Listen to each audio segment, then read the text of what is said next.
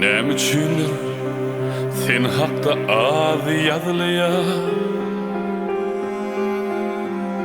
Ruhsat ber wasfyny ýazaýyn kaka. Islesen eňede guý gazlýa.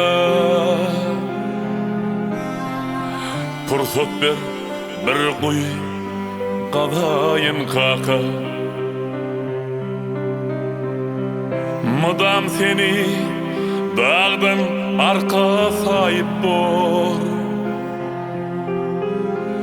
in kuvvet sözleri sana deyip bor.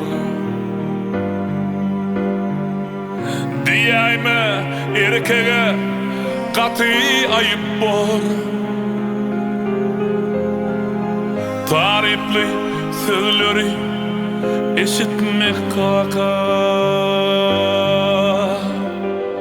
Ansal yar eden kaka, dünyamı yad eden kaka. Budurmuşum sen gözbaşı, ömrümü hesap eden kaka. Ansal yar eden kaka, dünyamı yad eden kaka. Budurmuşum sen gözbaşı, ömrümü hesap eden kaka.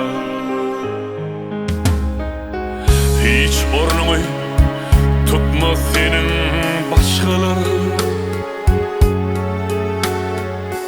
Süyüğü sen, direği sen başkalar.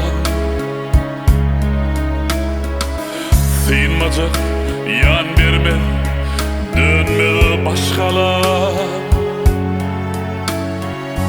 Sarsmaz bünyatsın sen, büyüksün kaka. Koy sensiz geçmesin verilen ömür. Yaşayışın gözbaşı barlığı kaka. Sekelce susasam yılı mehrine. Bilirim dünyanın darlığı kaka. Ansal yar eden kaka, dünyamı yad eden kaka. Budurmuşum